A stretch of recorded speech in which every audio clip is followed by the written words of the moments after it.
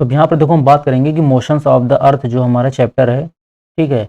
ये सीटेट के देखो ये जो वीडियोस है जितनी भी एनसीईआरटी की, जैसे इससे पहले हमने सोलर सिस्टम पढ़ लिया है, ठीक है, फिर हमने ग्लोब पढ़ा है, अब हम मोशंस की बात कर रहे हैं। तो ये क्लास 6 के जितने भी चैप्टर्स हैं उन सबको हम यहाँ पर एनसीईआरटी की सारी चीज़ें यहाँ पर एनसीईआरटी वाली होंगी। तो चाहे आपका सीटेट का एग्ज़ाम हो, ठीक है, या फिर अगर आप DSSB के लिए पढ़ रहे हो तो भी आपके लिए रहेगा, और बाकी आप बीपीएससी या अदर किसी भी एग्ज़ाम में जहाँ पर भी आपको एनसीईआरटी का पैटर्न पूछ रहा होगा तो वहाँ पर आपको ये बहुत ही मदद मिलेगी इससे। चलो अब यहाँ पर हम देखते हैं मोशन। देखो दो टाइप के होते हैं, सबसे पहले आपका रोटेशन हो गया, दूसरा आपका रिवोल्यूशन हो गया। अब रोटेशन में देखो क्या होता है कि इसमें movement of earth on its own axis, कि यहाँ पर जो एक्सिस बनती है अर्थ की, ठीक है, एक इमेजिनरी एक्सिस है और अर्थ हमारी जो है हल्की सी टिल्ट है, ठीक है। पहले हम समझ लेते हैं कि अर्थ की हमारी पोजीशन क्या है, ठीक है, उसके बाद फिर हम पढ़ेंगे चीज़ों को तब और क्लियर होगा। तो पोजीशन की अगर बात करें तो हमारी जो अर्थ है वो 23½ डिग्री झुकी हुई है, ठीक है, 23½ डिग्री झुकी हुई है। और अगर हम बात करें ये जो ऑर्बिटल प्लेन है, ठीक है, ये जो ऑर्बिटल प्लेन है इस प्लेन से कितनी डिग्री का एंगल बनाती है हमारी अर्थ, तो 66½ डिग्री। तो दो चीज़ें आप यहाँ पर देख सकते हो एग्जाम के हिसाब से, या तो पूछ लेगा कितने डिग्री टिल्ट है तो हम कह देंगे कि 23½ डिग्री अर्थ हमारी क्या टिल्ट है, झुकी हुई है। और अगर बोलेगा कितने का एंगल बनाती है तो 66½ डिग्री। अब ये जो टिल्ट है इसको हम बोल देते हैं इंक्लाइनेशन ऑफ अर्थ एक्सिस, ठीक है। अब देखो यहाँ पर हम बात कर लेते हैं पोजीशन ऑफ अर्थ, हमारे समझ में आ गया होगा। तो ये हो गया हमारा नॉर्थ पोल, ये हो गया हमारा साउथ पोल। अब जो अर्थ अपनी एक्सिस पर रोटेट करेगी, ठीक है, घूमेगी, उसी को हम बोल देते हैं रोटेशन। और अगर हम डायरेक्शन की बात करें तो इसका डायरेक्शन होता है वेस्ट टू ईस्ट, ठीक है, कि मतलब वेस्ट से ईस्ट की तरफ रोटेट करेगी ये। और सन का क्या होगा, जस्ट इसका अपोजिट, सन हमारा ईस्ट में राइज करता है और सेट होता है वेस्ट में जाके। अब अगर हम यहाँ पर टाइमिंग की बात करें तो वैसे तो 24 आवर्स हमें पता है, लेकिन हम यहाँ पर अगर एग्जैक्ट टाइम की बात करें जो एग्जाम के हिसाब से पूछा जा सकता है तो 23 आवर्स, ठीक है, 56 मिनट एंड 4 सेकंड। तो इस चीज़ को याद रखना। ये सब चीज़ें थोड़ी थोड़ी आसान आपको लगेंगी, लेकिन ये कि एग्जाम में फिर आप कंफ्यूज हो जाते हो, तो इसलिए या तो इसका स्क्रीनशॉट ले लेना या फिर अगर पीडीएफ चाहिए हो तो टेलीग्राम से वहाँ से आप ले सकते हो। अब यहाँ पर हम बात करेंगे टाइमिंग की बातों की, हम बात करेंगे कि ये रोटेशन की वजह से होता क्या है, ठीक है। तो उस चीज़ को समझेंगे हम एक डायग्राम की मदद से समझेंगे। यहाँ पर ये आपका सन हो गया है। अब सन से जो रेज अर्थ पे पड़ती हैं तो उससे क्या होता है कि जो हमारा अर्थ का एक साइड होता है, मतलब ये वाला हिस्सा, ठीक है, वो क्या करेगा, ये हिस्सा दिन में यहाँ पर रहेगा, क्योंकि यहाँ पर लाइट रहेगी तो यहाँ पर दिन रहेगा। और जो इसका दूसरा हिस्सा होता है वहाँ पर क्या होती है, वहाँ पर नाइट होगी, क्योंकि वहाँ पर अंधेरा होगा। अब यहाँ पर एक चीज़ समझने वाली ये है कि जहाँ तक रोशनी जा रही है वहाँ तक तो दिन होगा, ठीक है, उसके बाद जहाँ नहीं जा रही वहाँ रात होगा। लेकिन बीच में तो कोई एक पॉइंट होगा ना कि जहाँ पर से दिन खत्म और रात शुरू हो रही होगी ना, कोई एक लाइन होगी, कोई एक सर्कल होगा। तो इसी सर्कल को या इसी लाइन को हम बोल देते हैं सर्कल ऑफ इल्यूमिनेशन, ठीक है, circle of illumination. Circle of illumination का मतलब क्या हुआ यहाँ पर मतलब ये हुआ कि वो लाइन या वो सर्कल, ठीक है, बेसिकली हम सर्कल बोलेंगे क्योंकि पूरे अर्थ को कवर करेगी ये लाइन, तो सर्कुलर ही लाइन होगी। तो वो सर्कल जो दिन को रात से अलग करता है उसी को हम बोल देते हैं सर्कल ऑफ इल्यूमिनेशन, ठीक है। अब यहाँ पर डे रहेगा, उसके बाद फिर जब रोटेट करेगी हमारी अर्थ तो इस हिस्से पे फिर दिन हो जाएगा, यहाँ पर लाइट पड़ेगी, फिर इसी तरीके से आपका दिन और रात एक दिन में कंप्लीट हो जाता है। किसकी मदद से, रोटेशन की मदद से। और इसी रोटेशन के एक पूरे कंप्लीट को, जो भी पूरा कंप्लीट होता है रोटेशन, उसको हम बोल देते हैं अर्थ डे, ठीक है, इस पूरे पीरियड को हम बोल देते हैं अर्थ डे। तो बस यही दो तीन चीज़ें यहाँ पर, बाकी यहाँ पर कुछ आपसे पूछेगा नहीं। बाकी ये हो गया आपका नॉर्थ पोल, ठीक है, ये हो गया साउथ पोल, बस इतना इंपॉर्टेंट है। तो ये हो गया आपका रोटेशन का कॉन्सेप्ट खत्म। अब हम बात करते हैं रिवोल्यूशन की। बात अगर हम करें यहाँ पर, अब देखो रिवोल्यूशन में क्या होता है कि movement of earth around the sun, ठीक है, कि जो अर्थ का मूवमेंट होगा वो सन के अराउंड होगा। कि अगर यहाँ पर सन है तो अर्थ जो हमारी होगी इस किसी ऑर्बिट में, ठीक है, ये अर्थ होगी हमारी, ये सन हो गया। तो इस ऑर्बिट में क्या करेगी, रिवॉल्व करेगी, ठीक है, रिवॉल्व करती रहेगी। और एक चीज़ और याद रखना, रिवोल्यूशन के साथ साथ रोटेशन भी होता रहेगा, वो अपनी जगह होता रहेगा, रोटेशन होता रहेगा। अब एक चीज़ आती है एग्जाम में पूछता है कि किस पाथ पर रिवॉल्व करती है, तो ऑर्बिट बोलते हैं जिस पाथ पर वो रिवॉल्व करती है, ठीक है, ये हो जाएगी उसकी ऑर्बिट, ठीक है। लेकिन अगर बात करें कि इस ऑर्बिट का शेप क्या होता है, ठीक है, तो इसका शेप जो होता है वो होता है इलिप्टिकल। एनसीईआरटी में इलिप्टिकल है, लेकिन कभी कभी एग्जाम में, खासकर आपके सीटेट के एग्जाम में, तो इलॉन्गेटेड भी ऑप्शन में दे दिया था। तो या तो इलॉन्गेटेड होगा या तो इलिप्टिकल होगा, तो इस चीज़ को समझना, ठीक है, कि मतलब हल्का सा चिपटा हुआ टाइप होगा, ठीक है, ये होगा। अब अगर हम टाइम की बात करें तो इसका तो वैसे 1 साल होता है रिवोल्यूशन का, लेकिन एग्जैक्ट अगर हम बात करेंगे तो 365 डेज और 6 आवर्स, ठीक है, 365 डेज और 6 आवर्स। अब यहाँ पर देखो, मतलब 1 साल में तुम बोलते रिवोल्यूशन होता है, लेकिन 6 आवर को हम इग्नोर कर देते हैं। तो इसको इग्नोर ना करके क्या किया गया है कि मान के चलो इस साल अगर 6 आवर इग्नोर किया, दूसरे साल 6 आवर किया, तीसरे साल 6 आवर किया, तो चौथे साल भी 6 आवर किया, तो टोटल आपने 24 घंटे इग्नोर किया। 24 घंटे का मतलब एक दिन। तो अब इस एक दिन को कहीं ना कहीं तो एडजस्ट करना है ना, तो इसी एक दिन को हर चौथे साल में एडजस्ट कर दिया जाता है आपकी फेब की 29 वाली डेट में। ठीक है, 28 फेब होता है, लेकिन हर चौथे साल में 29 हो जाता है फेब, तब हमारा लीप ईयर कहलाता है। और लीप ईयर में फिर कितने दिन हो जाते हैं? 366 दिन हो जाते हैं। तो ये अगर आपको नहीं पता होगा तो एनसीईआरटी में सब चीज़ें दी हुई है। 366 दिन में आपका वो लीप ईयर कहलाएगा, जिस ईयर में 366 दिन हो। अब एक चीज़ और यहाँ रखना, एडिशनली अगर मान के चलो तुमको पता करना है कि कौन सा ईयर लीप ईयर है, तो जो 4 से डिविजिबल हो जाएगा तो वो आपका लीप ईयर हो जाता है। ठीक है, अब यहाँ पर देखते हैं कि रिवोल्यूशन से क्या कॉज होता है। ठीक है, इससे क्या चीज़ें बदलती हैं धरती पर, तो उसको हम देखते हैं। अब देखो इस डायग्राम की मदद से हम पूरा कायदे से समझेंगे यहाँ पर कि रिवोल्यूशन की वजह से जो चेंजेस इन सीजन्स होता है क्यों होता है। ठीक है, जो मौसम में बदलाव होता है ना, ठंडी गर्मी वाला, तो ये किसकी वजह से होता है? रिवोल्यूशन की वजह से होता है। उसमें क्या होता है कि जो अर्थ की पोजीशन होती है वो डिसाइड करती है कि कहाँ पर समर होगा, कहाँ पर विंटर होगा। ठीक है, सीटेट में आपके सीधे सीधे सीजन्स पूछ लिया था कि कितने सीजन होते हैं, स्प्रिंग और ऑटम। ठीक है, तो ये 4 सीजन होते हैं, इनको आप अच्छे से याद रखना। अब इसके बाद देखो यहाँ पर हम समझेंगे कि जो हमारी अर्थ है, ठीक है, वो नॉर्थ पोल जो है इसका टिल्ट है। ठीक है, सन की तरफ समझ लो यहाँ पर आप। ठीक है, तो इस तरीके से टिल्ट है, तो ये हो गया हमारा नॉर्थ पोल और नीचे हो गया हमारा साउथ पोल।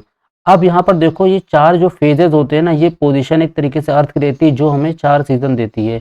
तो अगर हम सबसे पहले बात करते हैं नंबर 1, अगर हम इस पोजीशन की बात करें, तो यहाँ से क्या होगा, जो सन की जो रेज होंगी वो डायरेक्टली इस पर इस तरीके से पड़ेंगी। अब इससे क्या होता है कि ये वाला जितना एरिया होता है, मतलब ये जो नॉर्दर्न हेमिस्फेयर होगा, ठीक है, इस पर सन की लाइट ज़्यादा पड़ेगी और डायरेक्ट पड़ेगी। इस वजह से यहाँ वाले एरिया में क्या रहती है? गर्मी रहती है। और जब यही रोटेशन भी हो रहा है साथ ही साथ, तो जैसे इधर गर्मी, फिर ये वाला हिस्सा जब आएगा तो वो भी नॉर्दर्न हेमिस्फेयर में आएगा। तो मतलब यहाँ क्या होता है कि नॉर्दर्न हेमिस्फेयर में आपके समर होगा, ठीक है, और साउदर्न हेमिस्फेयर में आपका विंटर होगा। ठीक है, तो यहाँ पर हम नॉर्दर्न हेमिस्फेयर के रेस्पेक्ट में चीज़ों को ज़्यादा समझेंगे। तो नॉर्दर्न हेमिस्फेयर में जब समर होगा यहाँ पर, तो इस पूरे पोजीशन को हम क्या बोल देते हैं? इसको हम बोल देते हैं समर सॉल्स्टिस। ठीक है, समर सॉल्स्टिस, 2 सॉल्स्टिस होते हैं ना आपके, तो यहाँ पर हो जाएगा ये समर सॉल्स्टिस।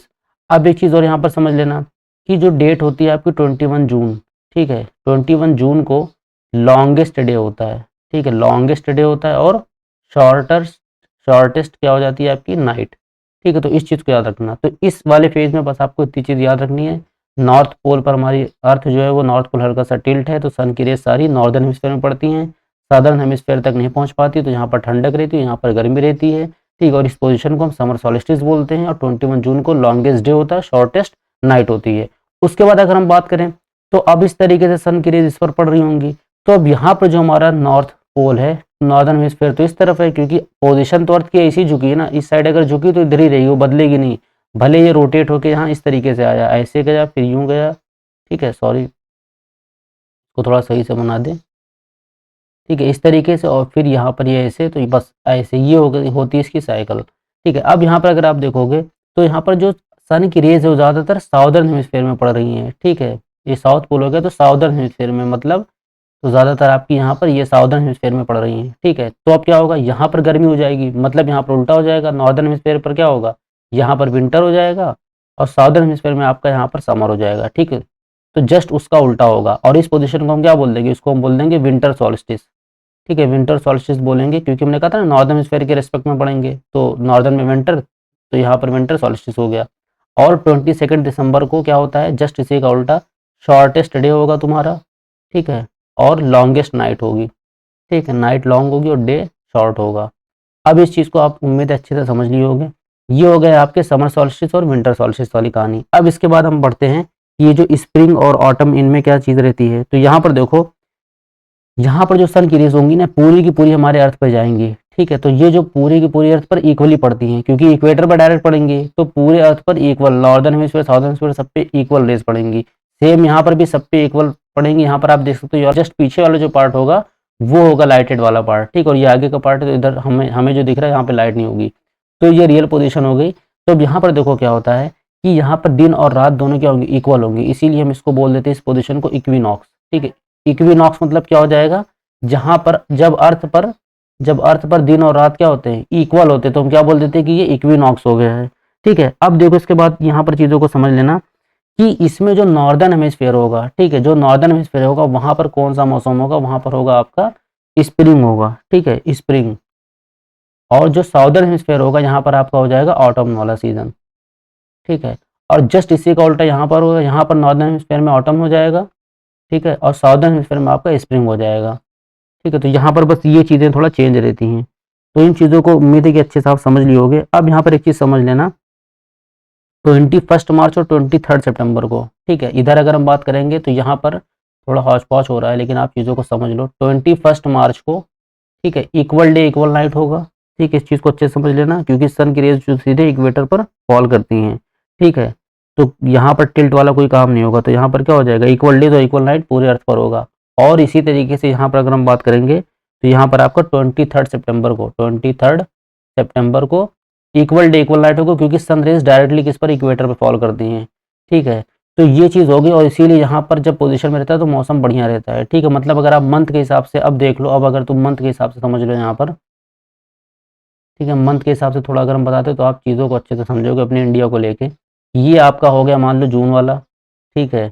अब यहाँ पर आपका दिसंबर वाला हो गया, ठीक है। तो इसका मतलब है कि ये हो जाएगा तुम्हारा, यहाँ आते आते अर्थ जुलाई पहुँची, अगस्त पहुँची, ठीक है, फिर सितंबर में पहुँच गई, फिर यहाँ जाते अक्टूबर, फिर नवंबर, फिर यहाँ पर आके दिसंबर, फिर यहाँ से जनवरी, फिर यहाँ से फरवरी, फिर यहाँ से आपके मार्च, ठीक है, फिर अप्रैल, मई, और ये आपका हो गया जून, ठीक है। तो इस तरीके से आपके महीने के हिसाब से आप समझ पाओगे चीज़ों को कि कब तुम्हारा मौसम कैसा रहता है, ठीक है। तो ये हो गई पूरी आपके यहाँ सीज़न किस तरीके से चेंज होता है। उसके बाद बाकी आपको और क्लियरिटी चाहिए तो कोई ऐसी वीडियोस देखना है जहाँ पर रियल प्रैक्टिकल करके दिखाया गया होगा, ठीक है। या फिर हम टेलीग्राम पर एक लिंक डाल देंगे वीडियो का, फॉरेन की वीडियो लेकिन अच्छी है, तो वहाँ पर हम बता देंगे, वहाँ पर आप देख लेना उस चीज़ को।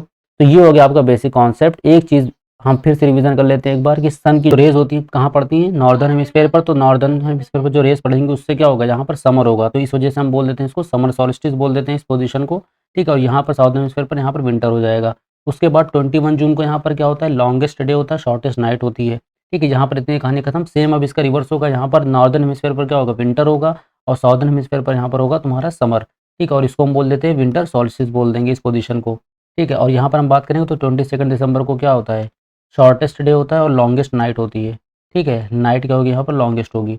उसके बाद हम बात करेंगे अब तो इक्विनॉक्सेस, हमने क्या बताया था, इक्विनॉक्सेस वो कंडीशन होती है जब सन की रेज डायरेक्ट इक्वेटर पर फॉल करती हैं और फिर दिन और रात दोनों क्या होते हैं, इक्वली होते हैं, ठीक है। तो इसको हम बोल देते हैं इक्विनॉक्स। अब बात करते हैं तो डेट की अगर बात करें तो 21 मार्च को, ठीक है, और 23 सितंबर को यहाँ, ठीक है, दिन और रात क्या होंगे, इक्वल होंगे, और इन्हीं को हम बोल देते हैं इक्विनॉक्स। अब यहाँ पर अगर बात करें तो जो आपका ये नॉर्दर्न हेमिस्फीयर होगा, ठीक है, यहाँ पर आपका स्प्रिंग सीजन हो जाएगा, और साउदर्न हेमिस्फीयर में आपका ऑटम हो जाता है, ठीक है। और इसी का जस्ट अपोजिट यहाँ होगा, यहाँ पर ऊपर नॉर्दर्न हेमिस्फीयर में आपका ऑटम हो जाएगा और साउदर्न हेमिस्फीयर में आपका स्प्रिंग हो जाएगा। बस इतनी चीज़ें थी यहाँ पर, बाकी सब कुछ क्लियर। अब इसके बाद हम नेक्स्ट जो चैप्टर पढ़ेंगे, नेक्स्ट चैप्टर हम पढ़ेंगे यहाँ पर आपका चैप्टर मैप आता है, लेकिन मैप उतना इंपॉर्टेंट नहीं। उसके बाद हम बात करेंगे डोमेन्स ऑफ अर्थ की, ठीक है, फिर लैंड फॉर्म्स, तो ये सब चीज़ें पढ़ेंगे। चलो फिर, अगर वीडियो पसंद आई होगी और इस तरीके से आपको हिस्ट्री वगैरह और भी सब्जेक्ट्स पढ़ने हैं तो प्लीज़ कमेंट कर देना, और जो टॉपिक में प्रॉब्लम हो वो टॉपिक कमेंट कर दो। बाकी 8th तक तो एनसीईआरटी पूरी कवर ही करेंगे यहाँ पर। चलिए फिर मिलते हैं नेक्स्ट वीडियो में, तब तक के लिए बाय बाय।